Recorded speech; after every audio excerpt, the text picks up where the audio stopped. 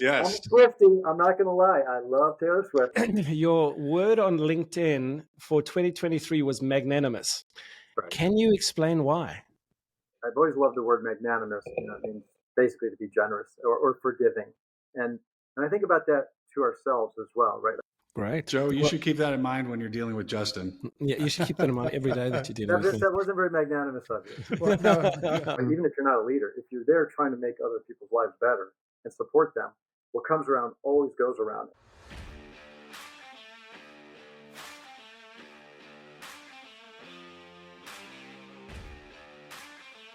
Welcome to the Opportunity Accelerators podcast. This is a podcast where current and future leaders can be inspired and motivated by those that have worked their way to the top and had some pretty extraordinary careers. And we have a great one with us today, somebody that I've known about for a very long time through a close mutual friend that works together with Doug, and I've got to know him over the last couple years. So welcome to the pod, Doug Leeby. Appreciate it.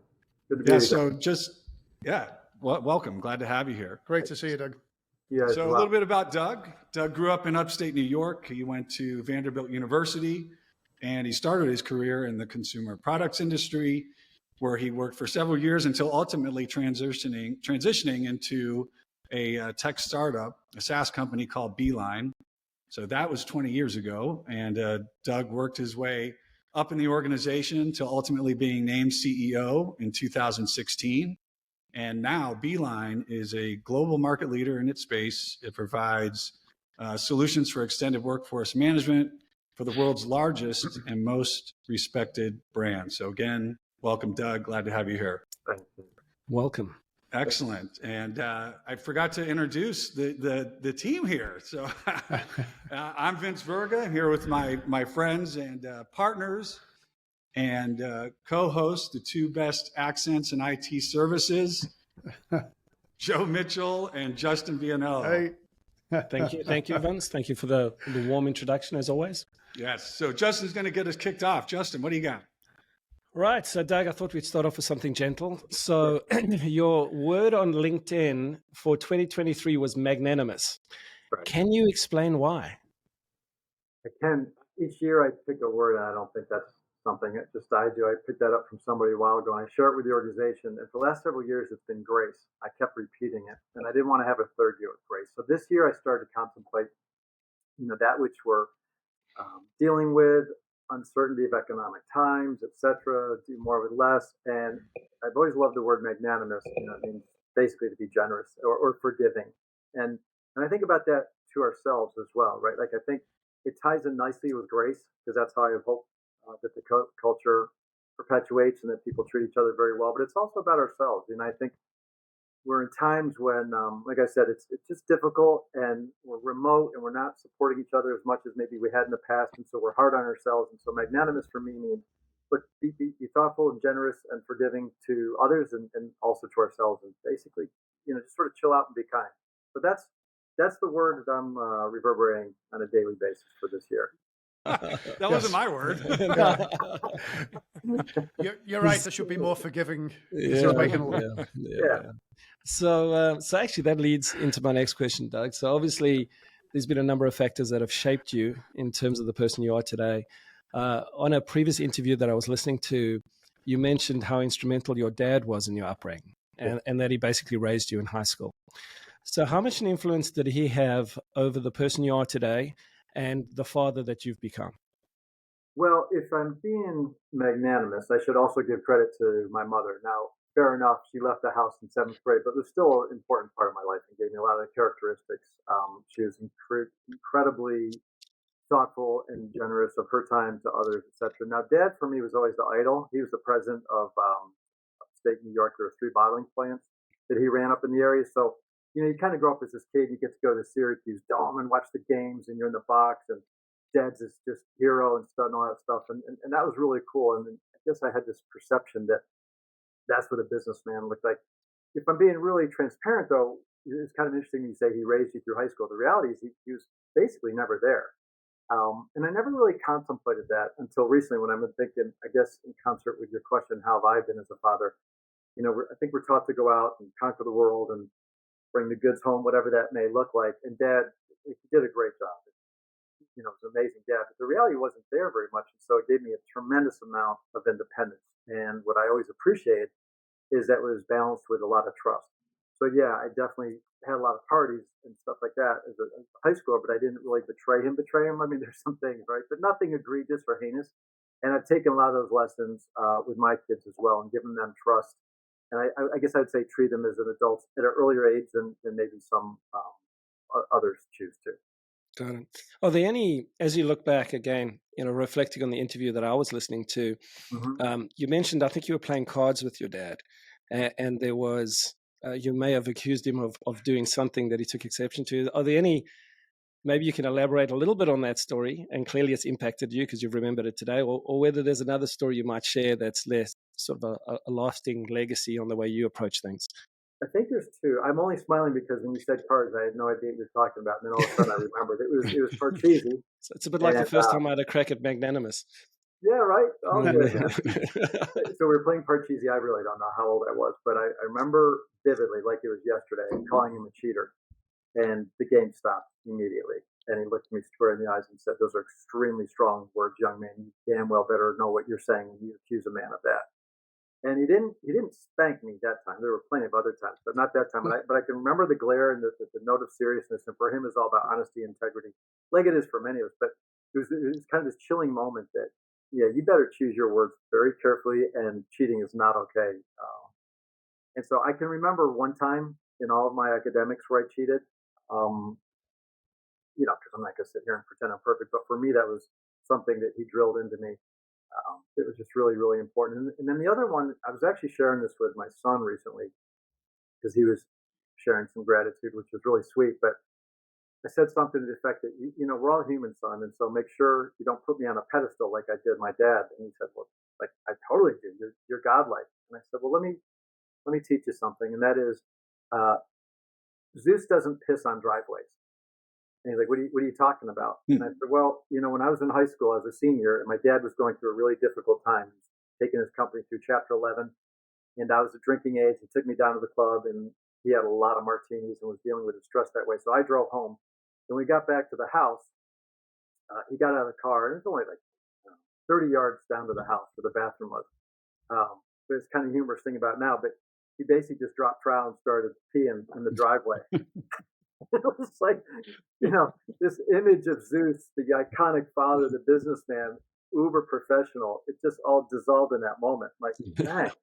And so I was trying to explain to my son that, like, gods don't piss in driveways, meaning we're not gods. We're all human beings, right? And so you got to check yourself. Nobody's on a pedestal. We're doing our level best. And while I appreciate and love you for your gratitude and appreciation for me as a dad, I still piss on driveways.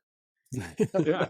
It just kind of made me think of something, Doug. Obviously, you're the CEO of Beeline. I imagine, there's employees that look up to you, that this godlike figure that's in this corner office. How do you think about ways to sort of humanize yourself, and how do you work to stay in touch with the employees to where you're relatable to them? Well, as a matter of fact, I just had a new hire orientation this morning. So I do that once a month, and we talk about the principles. And in essence, I know it sounds a bit like a cliche, but everything is based on a familial approach and not very hierarchical. I clearly understand there's perception and power with the position. I get that. But, at the end of the day, we just don't really operate that way until we have to, right? Decision making, for example. But for the most part, it's extremely collegial. I try to be very self-effacing. By no stretch of the imagination do I think I'm the only guy or gal that could do this job. I think there's probably 20 or 30 in this company that could do it well. I just happen to be in the chair, and I don't forget that. And I also certainly never lose sight of the fact that I'm surrounded by just really extraordinary people. So I think its actions are much, much more prominent than words, right? It's how you conduct yourself. And I think it's really important. We've got a lot of examples in the past. For example, one time I sent out a note asking everybody if they knew the name of the CEO of the private equity firm that owned us. 70% did. And then I flipped around, like, all right, now give me the name of, I know her name, but the young lady that comes in, not so young actually, this Hispanic lady who picks up and does our trash every night. And it was like 10 people. Mm. Like, guys, that is just completely unacceptable. She's actually doing more for our organization, no offense to the gentleman at the time, than that guy was. And so really this notion that, yeah, we have different positions, but we're all human beings with equal value. Never forget that. And I don't think I know we hire to that as well. And in fact, I told the team today that the new hires, I'll take a B plus player with a big heart and a bent for kindness any day over an A plus athlete who thinks his stuff doesn't stink and is disruptive to the culture.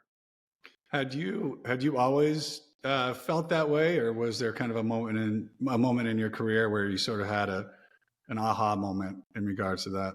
No, that probably comes more from the mother side, which I was paying homage to earlier. I think I've always been very in tune with, just the people around me and try to have a high degree of emotional intelligence. I think, honestly, it probably comes more from insecurity than anything. Like, I don't think I'm smarter than anybody and deserve this. So you realize that, okay, you're in the role.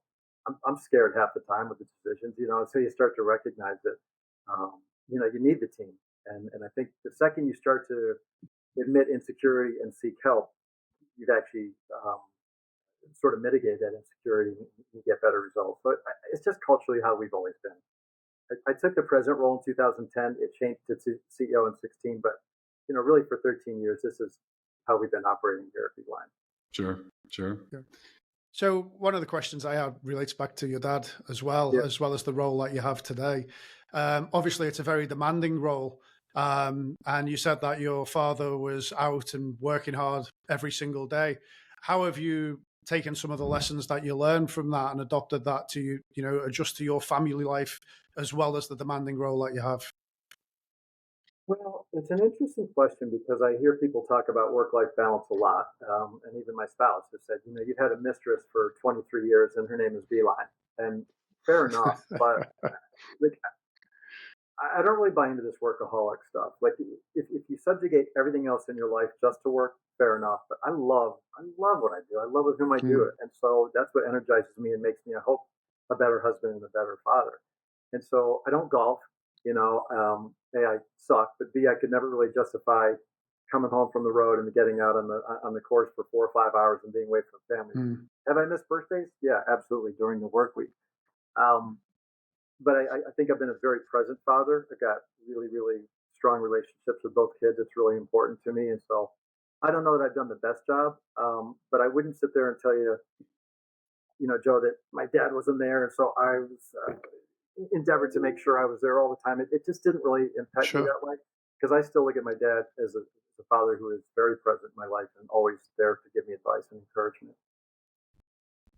Yeah, it's it's interesting, Doug. One of the questions that I had for you is, going back to the beginning of your career, right? You obviously didn't start in the corner office. Kind of, I guess, a humble first job. Do you want to talk about how you started your career and what were you doing? Well, Dad was a Pepsi guy, so consumer products. I always wanted to be an FBI agent, terribly, and you got to work a couple years out of your undergraduate before you can even get in the bureau. And so I was trying to find a way. And I will say, let's just say I had a really, really good time in college. My grades were not going to get me maybe the job I wanted. So I realized I had to go back and buoy the GPA. So I went back and I got a master's in human resources because I'd heard from an FBI agent that they were actually going to be looking for folks with an HR business. The FBI thing didn't really work out, but there's a lot of learnings that I got, from that degree. But then I still stuck trying to find a job, and I started looking down the HR road and just didn't really love it. And I gravitated more towards consumer products. And my dad ended up working for Pillsbury, which used to be its own brand before General Mills bought them many, many years ago. And literally just going 6 or 7 stores a day and making sure that you get the proper amount of facings and getting poked 6 or 7 times a day by store managers saying, "Here's the doughboy," and the ignominy you suffer from that. You're in South Florida. I've been down at Albertsons from 11 o'clock at night till 6 in the morning, cleaning shelves and putting the product on. And so that's really where I got my start. Yeah. And then at some point, you obviously transitioned from that into scientific staffing. How did that happen? Well, I tell the story. I was on a treadmill one day reading supermarket news, and I mean no disrespect to all the icons of the consumer products industry, but for me, I just had it, and I was sitting there on a treadmill reading it or trying to, and I threw it on the ground. What am I doing? I'm not inspired at all by reading a periodical about supermarkets. I've got to make a change. So I did, and trust me, the training was great. The people were amazing. So it was a great phase of my life, but I wanted to do something else. And I actually knew this guy who was kind of in between my age and my dad's age. He played with my dad, but he was in the staffing world. And he just left Adecco and came down to the MPS group, which is a staffing entity before Adecco bought them. And he's like, hey, do you want to work with me? I said, yeah, I'd love to run a sales organization. I don't know anything about staffing. We'll figure it out. And in essence, that's what I did.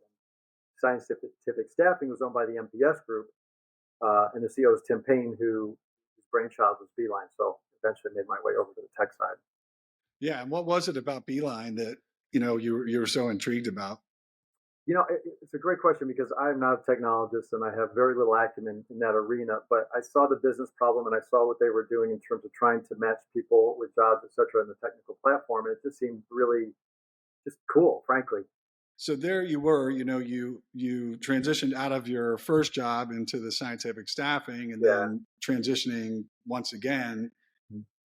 What advice would you give to somebody early on in their career, right? I mean, those are a couple of pivotal decisions that you made. What would you advise them to think about when they're facing those types of decisions? I do get the question a lot, like, what should I be studying? And I was a history of Latin American Russian studies major. So like, in my mind, it doesn't really matter what you're studying unless you know you want to be a doctor, an accountant, or something like that. So my advice is just what do you enjoy? And even in Beeline, when people ask, well, what's my career path? What's next? I don't know. We got to think about what you love, what gets you out of bed in the morning, and what you don't like. And there's nothing wrong with not liking things. I'm terrible with details.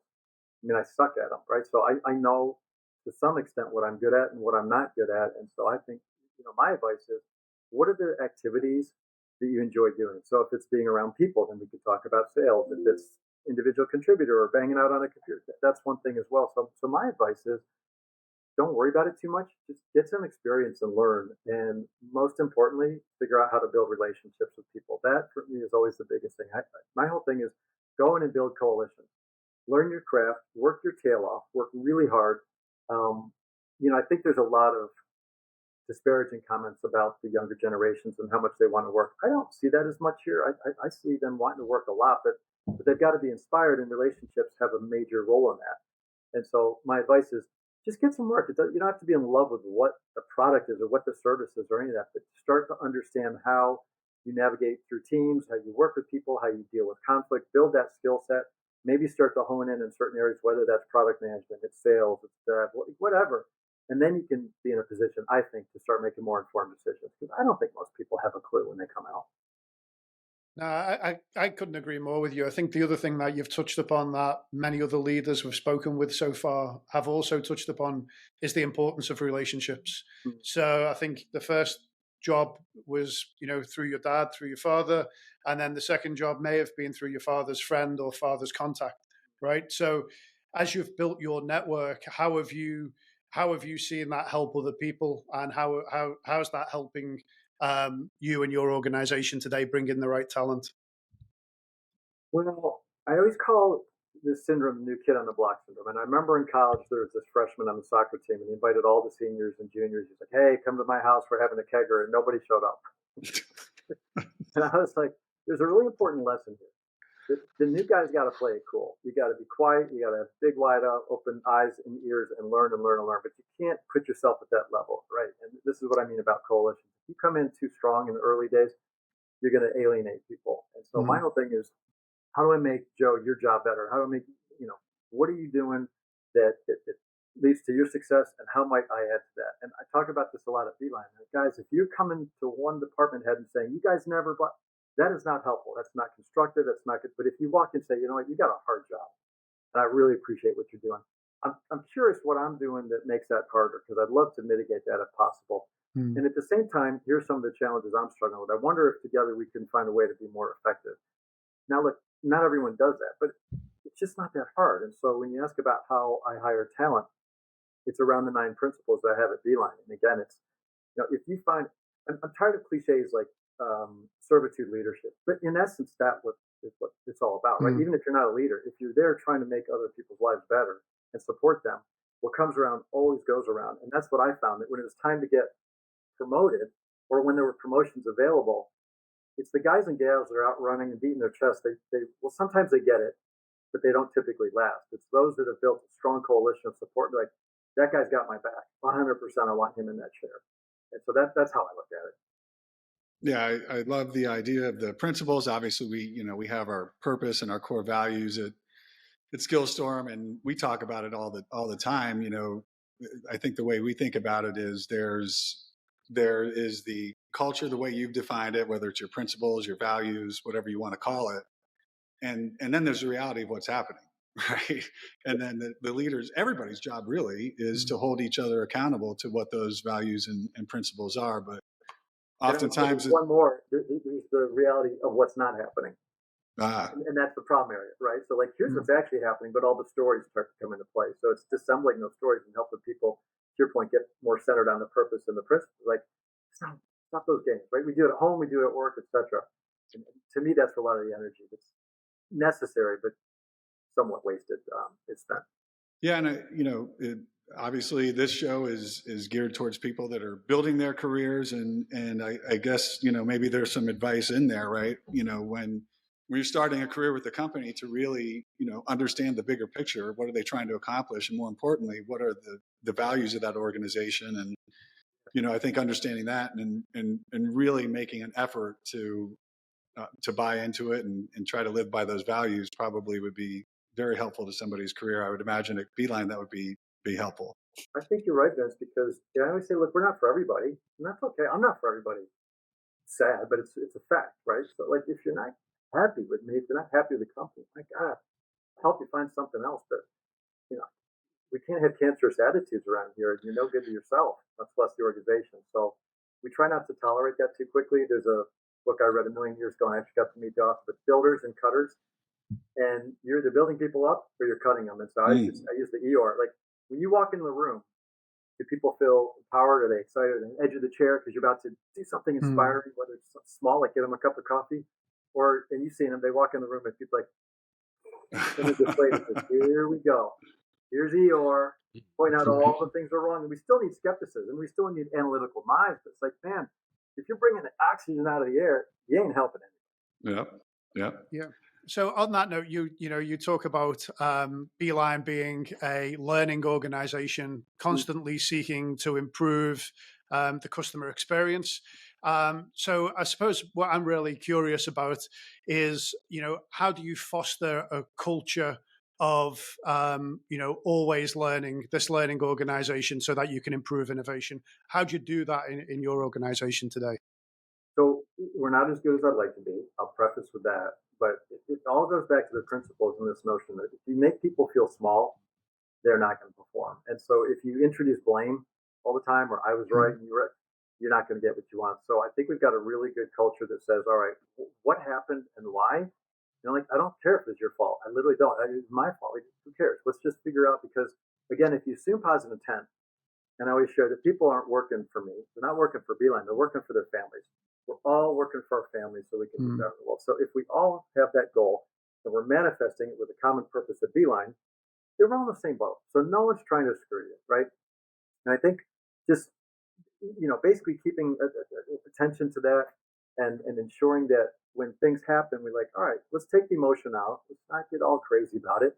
Kind of goes to equanimity and be cool, calm, and measured. Now let's just understand what happened specifically and why, and learn from it. Now, there is kind of a flip side that's negative, and I feel like Beeline, like, we beat ourselves up way too much.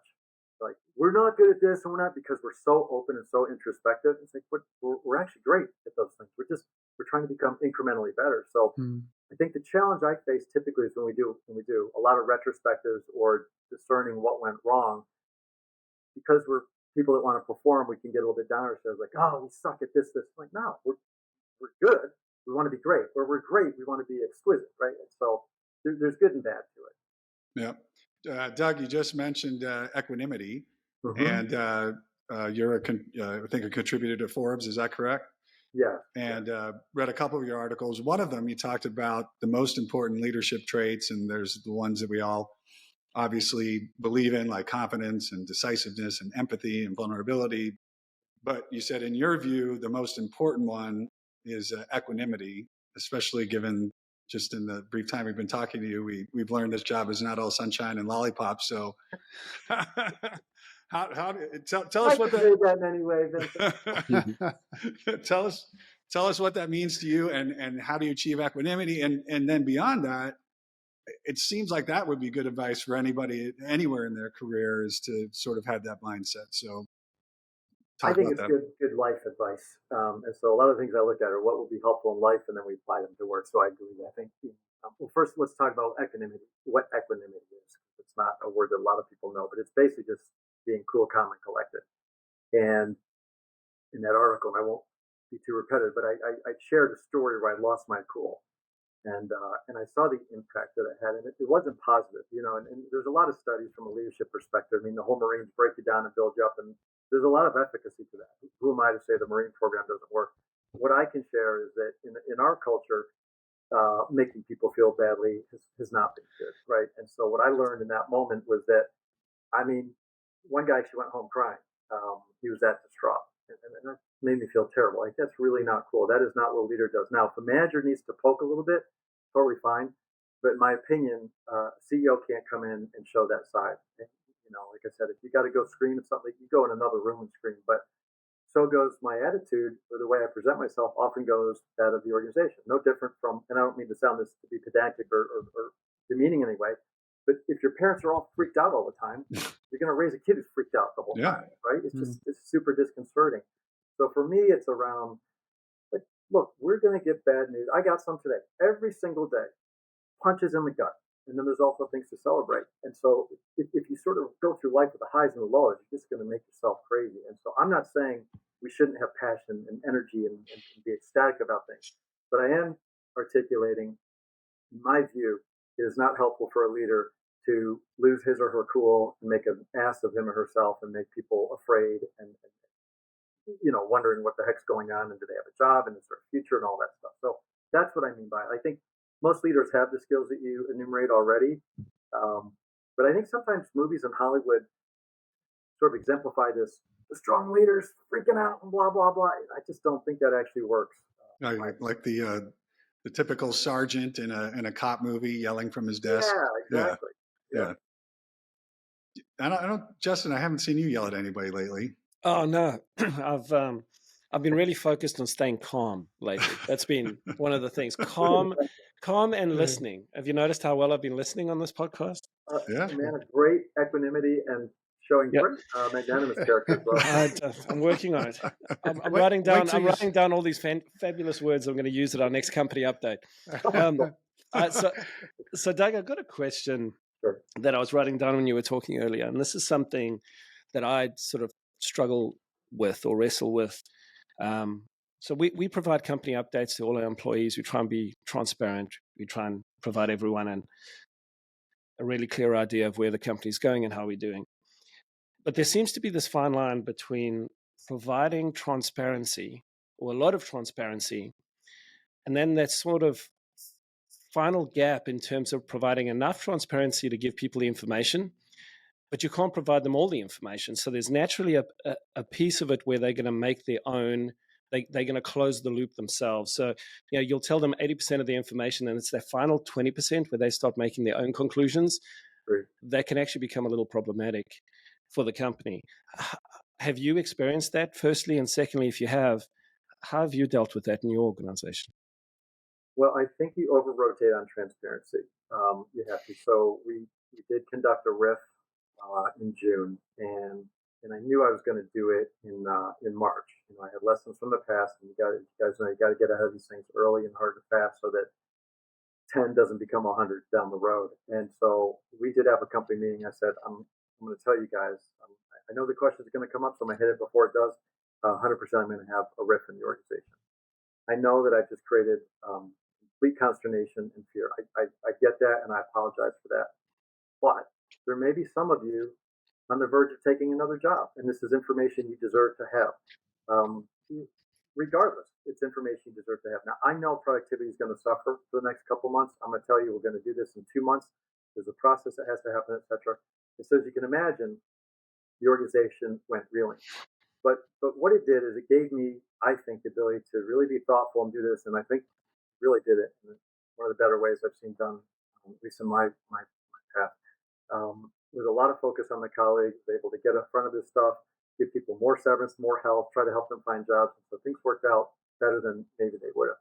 To your point, though, all sorts of stories start circulating. This is the first of more, blah, blah, blah. And I said, it's not. Now, look, I don't know what's going to happen economically. I can't promise you. I can tell you my plan is to do this, and then we move on. But even now, people, on this last call I had as employee call, it's kind of funny. My internet went down. I said, guys, we got past that. Things are tough. They're about to get tougher. And all of a sudden, my internet went down. I was in a hotel for they thought another rip was coming. I'm like, what I mean is, we got to come together. We got to do more with less, etc. Right? So, look, to answer your question, I don't know that we're ever going to solve that. I think when people create stories, it's because we're not communicating with them frequently or transparently enough. So we've given them license to do so. What I always say is, I'm a little surprised that you went there, because if you look at my 23 years in the organization, here are the proof points that would contradict that story you created. Now, I get we all go to the negative. I do as well. But I would ask for a little bit of grace, a little bit more assumed positive intent. And if you feel anxious, just ask. And so the pockets where I see this happening, just to be frank, is where I think my leaders are failing. They're not proactively getting out there and checking in. How are you feeling? What did you take away from that message?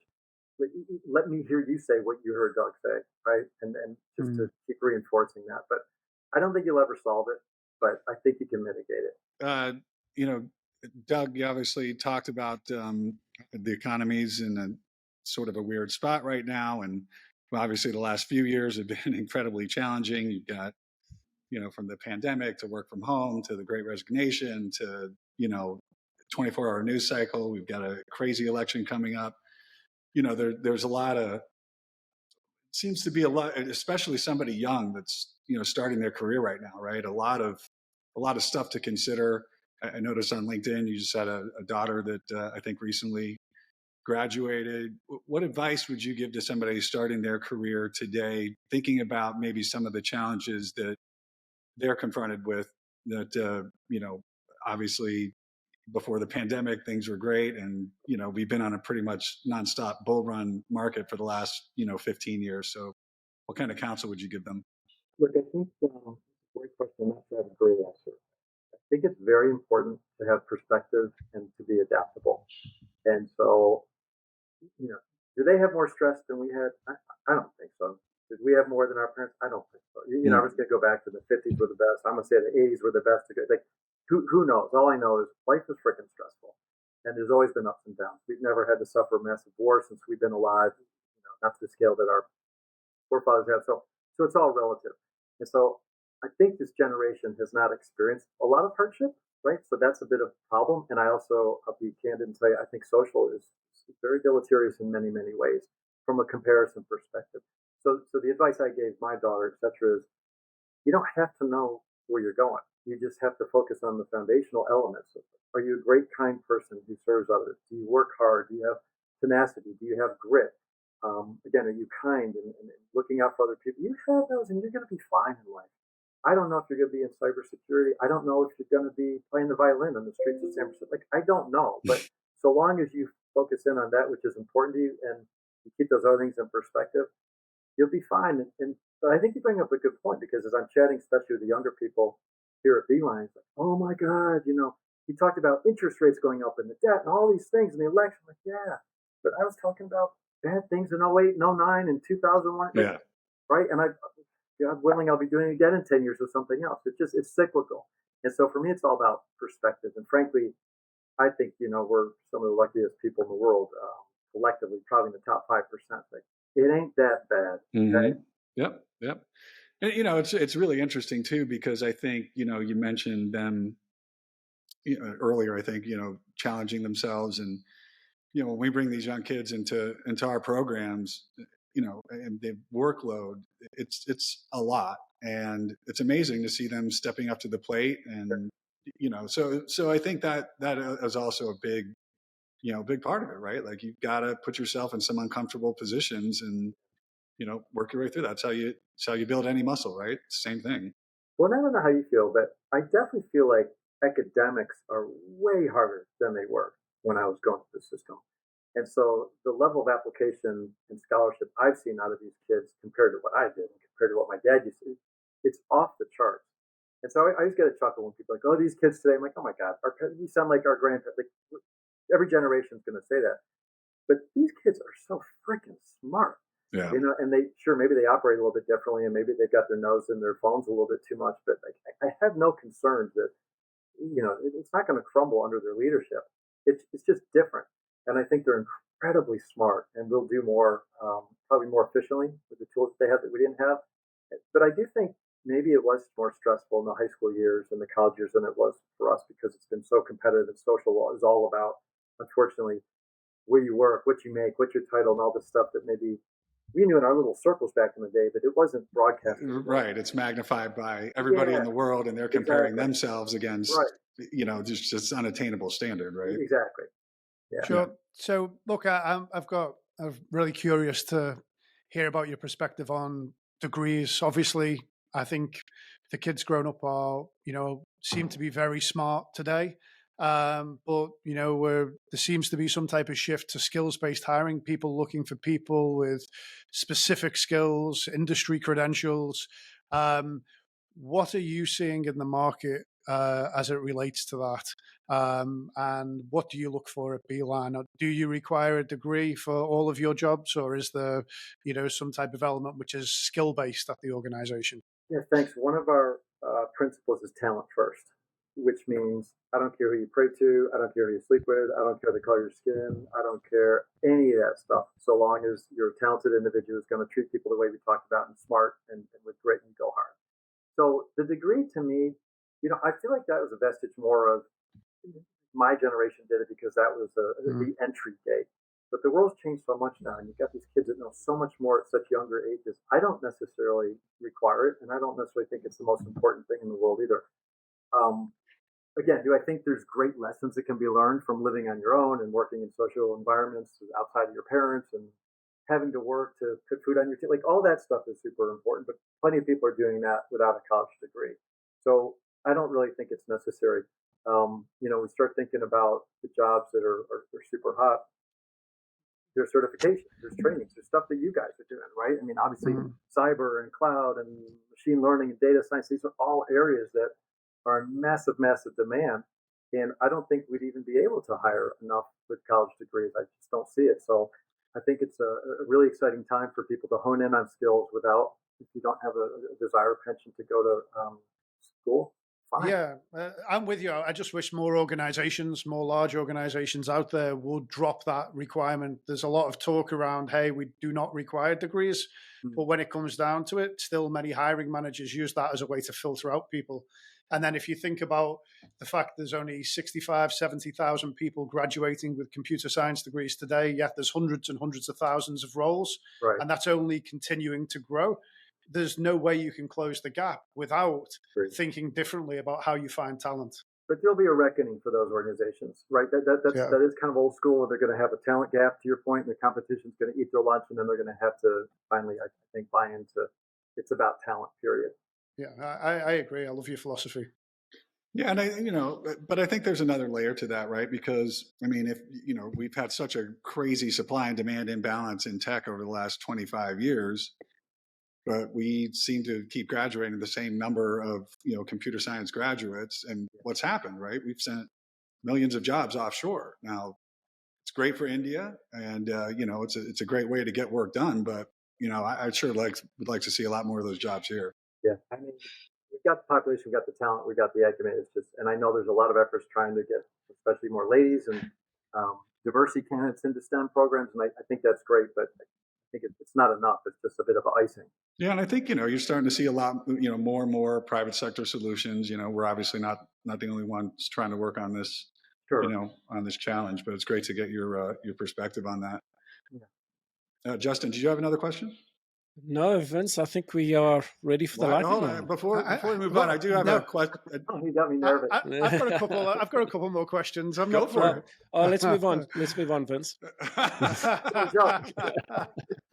Guys, please be magnanimous to our friend Joe. Yes, thank you. I'll wake up every morning thinking that. I was magnanimous to you at the beginning, Justin. Again, your organization manages over $15 billion of contingent labor. So you have unique insight into the hiring trends, how they've evolved over the last 2 decades. And I'm just really curious to see where do you see the shift today? What are organizations moving towards? And what do you think the jobs of the future will hold? And I think the third part of that is, what are the key attributes people will need to be successful in those roles? All right. I'm old. So I'm going to write some of this down so I don't. Joe should have asked it in 3 questions. I told Would have been you a lot I had easier. 3 questions. I told you I had several questions.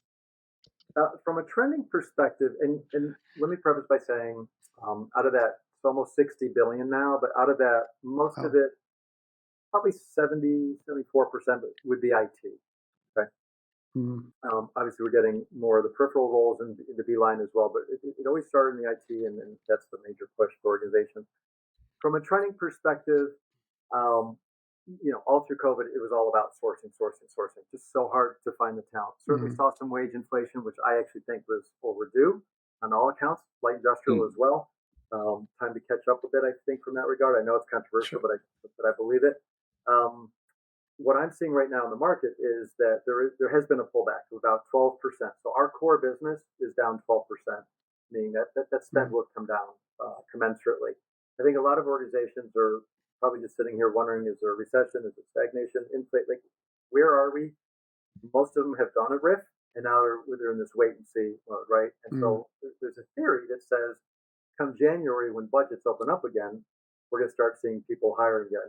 And I think the good news for our industry is that, well, back to another trend, the penetration of the external workforce, its usage has gone up precipitously over the last 5 years. It was kind of a slow, steady climb, and then all of a sudden, it went from low 40s, high 30s to mid 40s or so.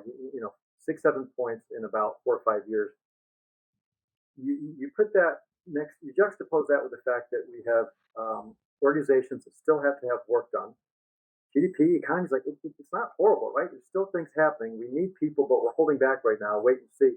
And I feel like the C-suite, especially the CFO, is saying, man, this variable workforce makes a lot of sense. Whereas typically we saw IT and procurement and a little bit of HR, but I think it's gone up to this level of people like, no, this is strategic imperative. I can actually change the mix of my business, and I can surge it when it makes sense, and sort of do some accounting things that work to my benefit. So from a trending perspective, I think the external workforce is going to find even higher penetration. I think the tech jobs is what I referenced earlier. It's the cloud, it's cyber. Obviously, if you say blockchain or AI, how crazy things happen to your stock price. I think just developers, that whole IT world is, as we just said, there's still a dearth of talent, and companies are paying well for it, and everybody's going through digital transformation, and so it's a really exciting place to be, and a place to, if you guys are helping, work on skills so that people will endeavor to stay in that field and make great livings for the families. Oh, sorry, the third one. What are the attributes? Glad I wrote that down. Clearly, memory is not one of the attributes. maybe for the young folks. Look, I go back to one thing, and people said on another podcast, how'd you get to the corner office? Like, don't endeavor to get to the corner office, right? Like, do your freaking job and bust your tail, and then if you're lucky or unlucky, depending on how you see the situation, you end up there. But I think there's too much thought of how do I get that title, or how do I get that next dollar so I can go get the Beamer or whatever. And so I think the attributes for me are, and I just interviewed a gal on Saturday about this. She's like, what are you looking for in this role? And I said, I don't know, because I'm too far removed from the role. But what I'm looking for you to do is come in this organization and bring fresh ideas, not be a wallflower, call out our BS where you see it, get along great with people, figure out how you serve them, show me grit, work hard hours, don't complain because I want you to come in the office for a couple of days a week. Like, just be all in and give it a go. And if it doesn't work, man, I'll help you find something else. But whatever you do, be all in and stop complaining about hours or any of that stuff. And I love my kids, but when I hear them talk about these hours, I'm like, that's about a third of what I work. Now, maybe you're way smarter than I am and way more efficient, but like, put in the time, man. And you guys know, because you've been there, right? Yeah. There's no substitute for hard work. Exactly, man. It's not that tricky. So to To me, Yeah. those are just the transferable attributes I look for people. Anything else is, what you know is better than I do. Everything else is trainable. Yep. Right? Sure. It matters though, right? Like it just does. Of course. It does matter. It absolutely Okay, well, I'm matters. afraid we don't have time for the lightning round, but this has been lovely. Oh, that's a great I was waiting for segue. that. That's a great segue. And Doug's Doug, been sitting here waiting. The whole hour he's been waiting for the lightning round. I'm a yes. Swiftie. I'm not going to lie. I love Taylor Swift.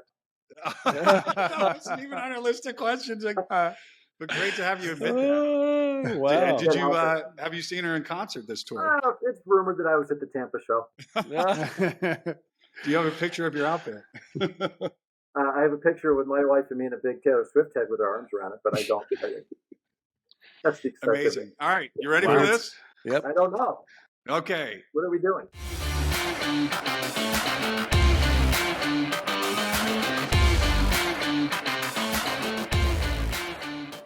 Yeah. Cinnamon rolls or monkey bread? Cinnamon rolls, Pillsbury, If you have raw cookie dough, you eat it or you bake it? bake it. Salmonella. Chocolate chip or sugar cookies? Oh, that's a tough one. I'm going to go chocolate chip. When's the last time you snapped into a Slim Jim? At the airport for $12. I'd have found out what that was this morning. Yeah, I'm only doing these questions. I'm only doing these questions because I wasn't supposed Justin to do has them. no idea still about American culture. Which is There's a amazing. lot of stuff that wouldn't make sense to me. By the way. Most of what you just rattled off, I had sold. Including. I know. There's a theme to this. Ah, All right, here. You ready for your next one?